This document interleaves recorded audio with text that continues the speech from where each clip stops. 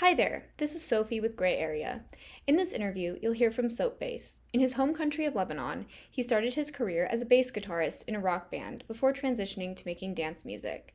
Since then, he's released two EPs, founded his own record label, and pioneered a sound that pulls all of his eclectic influences together.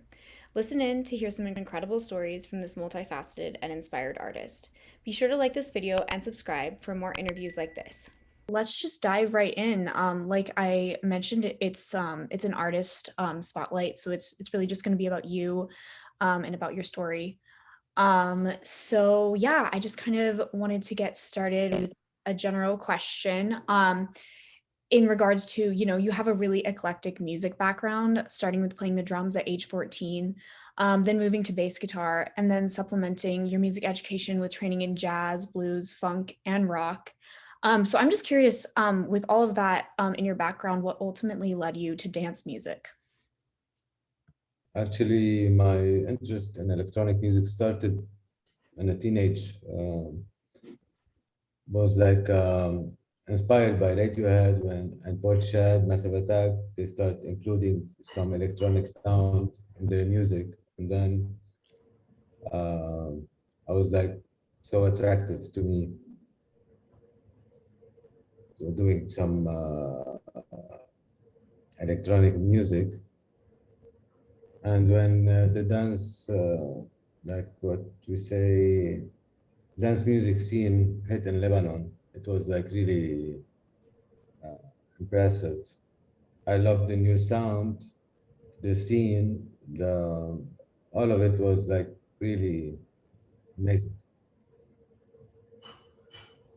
Very cool. So it sounds like your interest in dance music started um, pretty early on. When was the your first experience with dance music? Your first rave or even your first live music experience?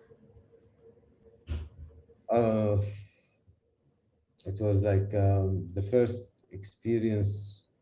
It was the first event I went to Paul Oakenfold. It was the first time in Lebanon, and like I was standing in front of the DJ booth and just amazed in everything happening. It's like start imagining myself, you know, doing this, having the crowd moving, the sound, the beat, making the crowd feel how it feels, how I was feeling that moment. Very Yeah. cool. Yeah, I think that that's a super hearing about that experience from different artists.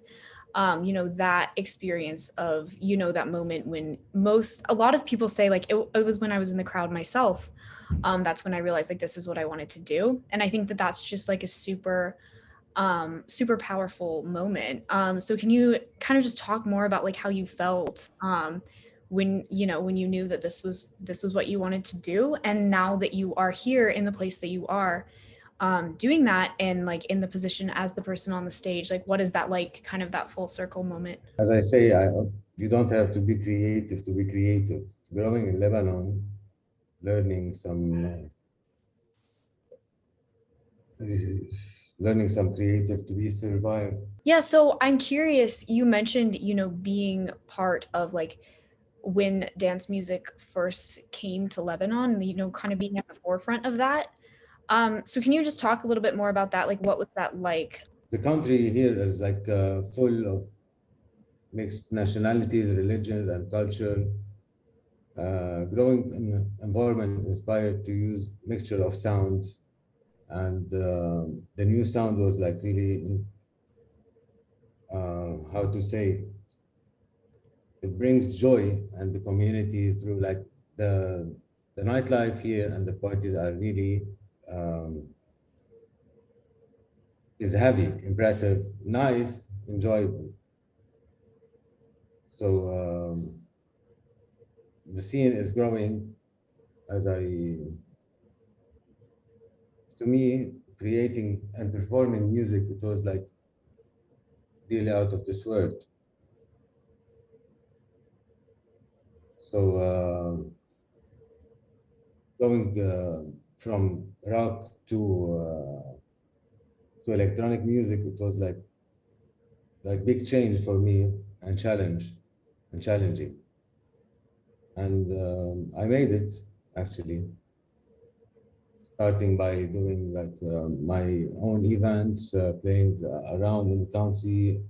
Ended up playing in Berlin, like Thailand, festivals. I used to dream about it, and this is it, especially like to be in Lebanon. It's not really easy to make it that far. Yeah, definitely.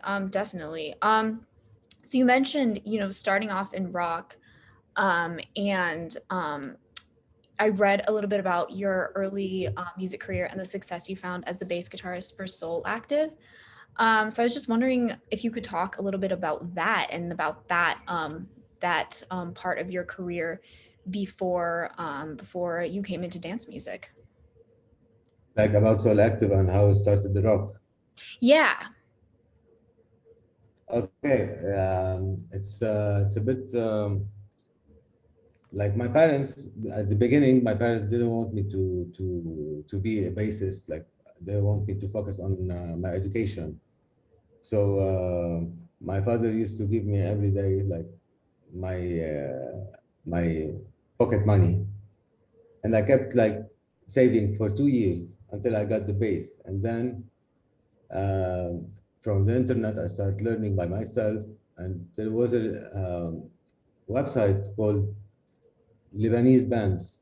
They always used to like they need guitarists, they need bassists. I created my band Soul Active from this website, and we start like doing good money playing all around the country, and then I I decided to continue, and I was I spoke to some really good bassists. They call it Michel Labaki and Aboud. They both are sessionists. Sessionist means they play all type of music. So I studied bass guitar with them for 4 years, jazz, blues, fusion, funk, rock, and till then I was until like we were from 2001 until 2007 the band, and then everyone left the country to different country. Yeah, that was like, and we won like between 24 bands in the Middle East. We were the number one. It was like anti-drugs competition, best song, and we won this competition by and recorded with Radio One station. They gave us like the price was like full album and many different stuff. Very cool. Well, congratulations on that. That is a huge accomplishment. So I'm curious about, so like after Soul Active, the band split, um, what you came into dance music after that. Um, and you mentioned, some difficulties transitioning and, starting again with a new type of music.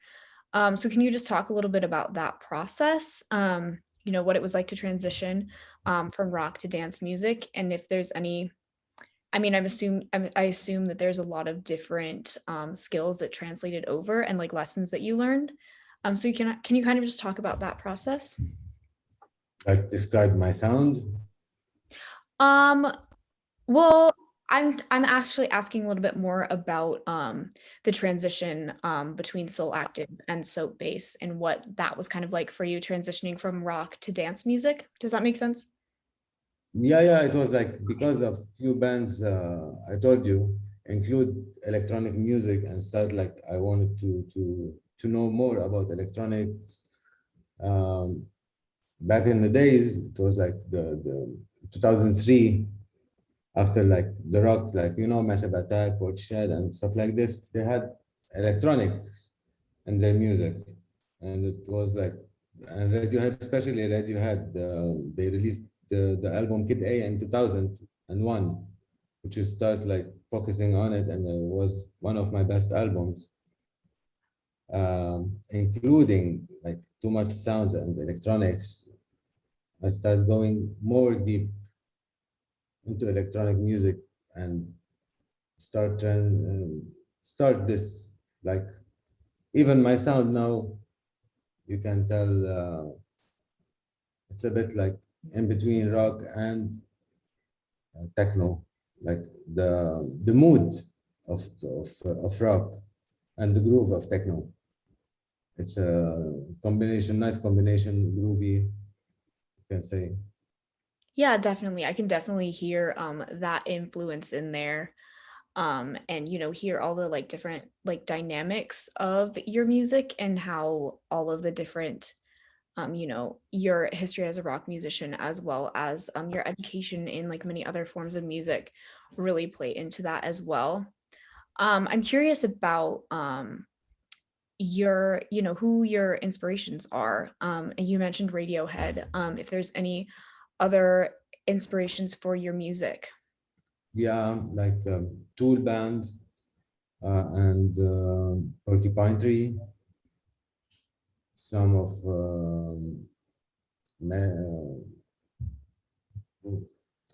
Dave Matthews Band, and like all my inspiration comes from basically from rock more than techno. By like the groove, the flow, everything, and but most of it Tool. I was like my favorite band, and everything I do is like inspired by Tool. Very cool, very cool. So I am curious about um if your music draws any inspiration from your heritage. Also, like continuing on from that, you mentioned, being at the forefront of dance music in Lebanon and, being kind of there when it began and now, starting your career. So you can also talk and weave that into, if that is helpful. So as you know, Lebanon, country of full mix of nationalities and especially religions. Yes. Growing up in this environment, like it's the ability to bring joy community through the music. It's not something easy, but is there's like you can say uh, it's an advanced, like you have really good musicians in Lebanon, and but as a country, it has like really good nightlife, heavy nightlife. We used to host a lot of international DJs from all over the world. Uh, the mixture of my music, the sound, is become from like my country, mixture of sounds, risky sounds, and this is it. Yeah, like I was saying before, like it's easy to hear, like there are so many different sounds and influences that are evident in the music just when you're listening to it, without even, hearing. So it's really interesting to hear, your story and all of the different pieces that come together to make who you are as an artist. Um, so I'm curious about now. You've released two EPs, and so I'm curious about both of these projects. Both of them are pretty, they're distinctly your sound, yet they exist, separately. They're each unique. So I'm curious if you could talk me through both of those projects and kind of the inspirations for both of them and how, yeah, just the process of those. Yeah, actually, like Charlie, I did it in memory of my dog passed away. It was my first EP, and I was like new to production, wanted to be any different. But when I released it, it was like I was still learning production along with my friend Lion. He's a very popular producer and owner of Patent Skills Record. He saw something in me and he insists to like teach me uh, producing, and like he stayed with me for months doing like training production, and he left. And then after 2 months I came back to him with like, six tracks. He was like shocked, and it was like wow for him. And we decided like I wanted to release it. He said like, yeah, I believe it deserved to be released. And it was this is the first EP, and the second, and it was like remixed by Drum Complex, Just Julian, and Lion. I had three tracks was remixed by big names, and even the second EP, Mary Fucking Poppins, which is like it was from timeless movies I used to watch in my childhood, and I wanted to do like out of the movie something like related to, but I didn't back in the days. I didn't know that I'm gonna be like producing electronic music. But I took like Mary Fucking Poppins from a movie called Snatch. I don't know if you watch it, and another one was Tommy Vile, and Maxime Darky remixed the Mary Fucking Poppin after he listened, and Tommy Vile he remixed Machine Me, which is part of the opera in the movie The Fifth Element. If you heard about it, was 1995. An opera scene. It was like stuck in my head till moment, and I've done something out of it, actually. Yeah. So this two EPs was like really my favorite so far, and I'm working on like to release three more EPs very soon in like less than 1 month. Oh, wow, very cool. So for those coming up, I don't know if you know how much you can share in terms of that. But what are the inspirations for those and kind of where are you coming from for those, if you can share? And the way I work is I do the things everything on the spot. Like I create the beat, then I create the bass line, and then I create the pads, the groove, and like I start like on the spot. What I listen, what my ears catch, I do it. I go for it. Like I'm risky a bit with my sounds. The way I create it, the way I do it, it's different. So everything like I never like when I go to perform live, I never prepare anything. Like I just go. Wow, okay. So it's very improvisational in a way and kind of just in the moment. Yeah, and the same goes for my production. I don't think like about how to sound how it's supposed to be or the track I want it to be like this or like that. No, it's not like this. Once I started, I start create the things upon my hearing. Very cool. That's a really cool process. And it sounds like you definitely, you know, have a knack for it. You know, considering your first EP, you know, you just came up with the tracks and then they were like, you should release this.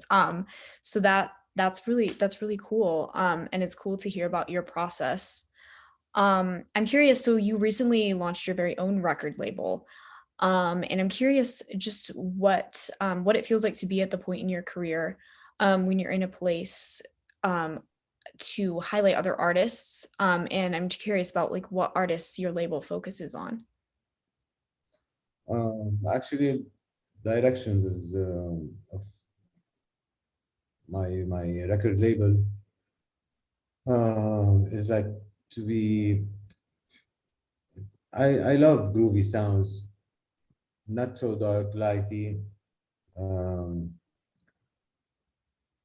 I always working on better to be better for myself as an artist and younger artists trying to grow as you know whatever I see like talented artists I would love to help to be to enjoy my record label and to push more and more and like I want this label to be like more bigger and that's why the process is like a bit slow.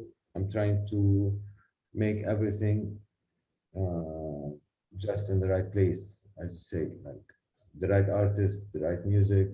I don't want to be like mixture of everything. Definitely, definitely. So with the label, have you like are there any artists on it that you are super excited about? Passionate about like young artists that are up and coming? Sorry. I'm curious about so with your label, if there are any artists on your label that you're really excited about, up and coming young artists that you are excited to highlight. So far, I'm still looking and listening and like receiving demos, but not really. So far, no, not really. Like big names, I do have like many like Brigger, like Pavel Petrov, and these people like I'm inspired by them. They have great taste, great music, great flow. Uh, as a like as a small artist, I'm still looking like it's difficult to find like really talented artists. Many they do repetitive stuff. Like I like to hear like unusual sounds. So which is I'm gonna find it very soon. Yeah, definitely, definitely. Also, it's like I said, it's just a very recent launch of your record label. So I can imagine that it takes some time to also get things going and find like the right talent that you want to highlight too. Um I'm curious about you also run an event management company, Lucid Wave, and I'm curious about that and what inspired you to start it and how it plays into your career as a musician. As a musician, 2013, I left the country to Iraq. I started like working in a business field, uh, and after 2 3 years, I didn't find myself like I can like really uh, be there. So once I came back to Lebanon, I decided the only way that I can start again and be in the scene is to have this management creating this event, host artists from all over the world. Like I launched it the first time I launched with Christian Smith and then Deborah DeLuca and many names, big names. And this is how it started. Like I couldn't. I tried to be in a business field, like totally different. It's totally different field. It's like a day job, you can say. And after that, I left. As I told you, I couldn't, and it was like I needed a way to start to be back to the scene. I needed a way to start from something. So I invested with Lucid Wave, and this is how I came back to what I really I am. So yeah, definitely. So it was sort of just a way back into to music and being creative. Um, so yeah, it sounds like I mean you've been creative your whole life from a very young age. So I'm wondering if is there a first creative experience that you ever remember having when you were younger. It could be music, it could be any sort of thing that you made. After the Lebanese Civil War, there was like a vacant studio next to my house, and my like we I breaking into it with my friends. Actually, the employee used to still come every day so they could have their salaries, but to do nothing, like just like a decoration in the venue. And one time during the day I went, they used to know me. Like I was like a little kid, and I kept the window open so we can sneak inside. And like we were like, I told my friend like, hey, I kept the window open so we can go and jam in the studio, and we kept jamming there for like many, like around 2 years. We were too careful. No one ever knew about us, and there was like piano and drums, and this is how we started, like playing drums. And then like my neighbor, he was Canadian guy. His father teach me a few things, and this is a bit creative to start like jamming and do some stuff, some music from a young age. Yeah, definitely. And I love that. That's a great story and just like a great it really like puts a picture in your head of I you. had no choice. I had no choice. Yeah. So how old were you when you started? I started. I was 11. 11. Okay. Yeah, Um okay, so you were 11 when you first started playing music. And then you yeah, so can you kind of walk me through just like your progression as a musician? So starting with, first starting to play at 11 up until where you are now. I'm 38. Yeah. So when I started playing music, I told you there was like periods. Like I created a band called. It was my friend in the street, like from the same street, from the same area. We call it Rosemary. Yeah, this is how we started. I never mentioned it because like it was like we play all together. That's it, in the studio, in that studio, and then everyone left like to the state, and both of them actually. We were like one guitarist, bassist, and drummer. By the time I was the drummer of the band for 1 year, and then we stopped. And as I told you, I kept like saving money for 2 years to bring uh, my first bass guitar. And after that, like we were like sole active for 10 years performing, and until I like every everyone left, and I switched to electronic music. And since 2005 till moment, I've been into the scene, the nightlife, the electronic stuff, and so happy in the progress. Yes, definitely. So I'm curious if there is like one moment in your music career that stands out for whatever reason, whether it was a special moment, a moment that you realized something really big. If there are any like key moments in your career. The biggest moment when I saw like EP Charlie was on top 100. It was number five. I was like um shocked. I didn't expect to be like this fast to be number five, top 100 EPs and on Beatport. And like a month ago, it took place like number one in Mexico, Apple Music.